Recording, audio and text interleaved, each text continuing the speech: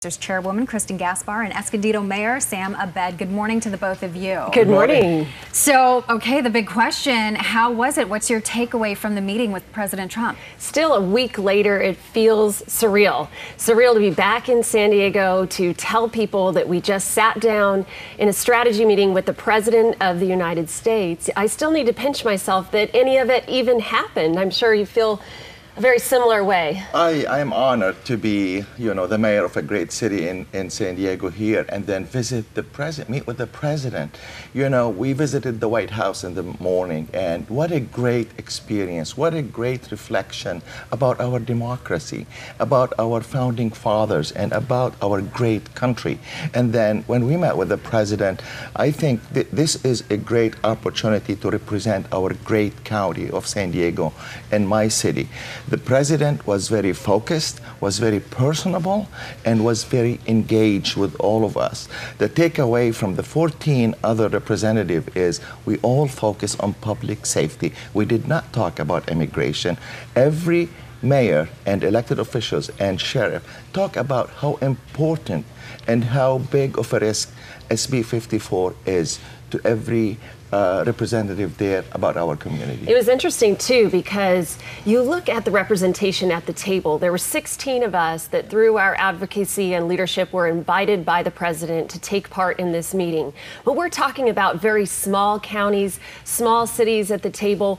San Diego County was actually the largest county representing the state of California in that meeting. But it didn't matter the size of the city, of the county. The impacts were the same in all of these communities. We are talking about a real threat to our public safety under these changes, SB 54, and what the governor's laws have brought to all of our cities and counties. Yeah, and law enforcement officials represented there as well. Did you talk at all about, obviously the president has made mention of withdrawing federal funds, that of course being held up in the courts right now, but about how that would affect counties like San Diego, even trickling down to cities like Escondido? Here's my advice to the Governor Brown, and the state legislators. Stop doubling down, fighting the federal government. You're gonna lose at the end. This is about the public safety. I think in our city, what a great success story.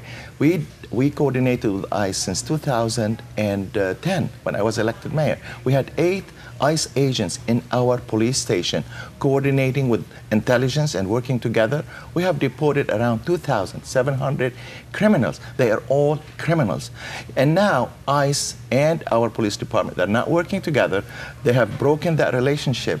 And now ICE are on their own in our community, deporting dreamers, separating families, and deporting immigrants with no criminal records other than crossing the country. Now, a good example, ICE did a sweep at our transit station. They deported 115 immigrants, 55 of them did not commit a crime. So now they need, the Governor Brown and the state legislator need to wake up and say, this is hurting the Hispanic community in our city, and they were safer and more protected before. On immigration laws, it's a responsibility of our federal government. This has already been decided by the Supreme Court. Under the Obama administration, President Obama decided to sue the state of Arizona because they felt as though the federal immigration laws were not strong enough. Now, the Supreme Court heard this case. Justice Kennedy, a very liberal justice, reporting out from that case, said, look, the government, the local government, the state government may likely have concerns about federal immigration laws, but they cannot implement policies that attempt to undermine federal immigration laws. Look at this case. Governor Brown may have frustrations with federal immigration laws, but he cannot attempt to create state policy that undermines our federal law. The outcome of this case is going to be the same. It's already been decided by the Supreme Court before. You made that distinction, Mayor, about not talking about immigration, strictly sticking to Senate Bill 54 and the sanctuary issue. So what are our local law enforcement officials saying to you both here about how it's affecting their job? Our police is no longer cooperating with ICE unless it's a very severe crime. It is a major restriction on our ability to deport criminals from our city. The law enforcement, our 8 ICE agents are no longer coordinating with our intelligence, with our police, on very limited cases, criminal cases.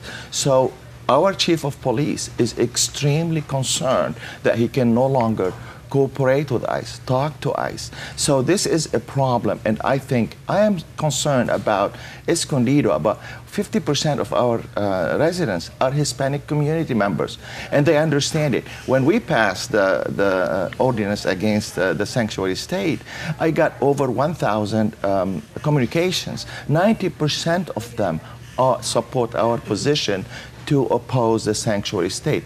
I have received many communications from Democrats, from Hispanic families, saying we don't want criminals in our community. So the law enforcement hands are tied, and now we are concerned about increased crime in our communities. Well, and not only is it a mainstream position, you look at the numbers. Since January alone, nearly 350 criminals have walked free back out onto San Diego streets.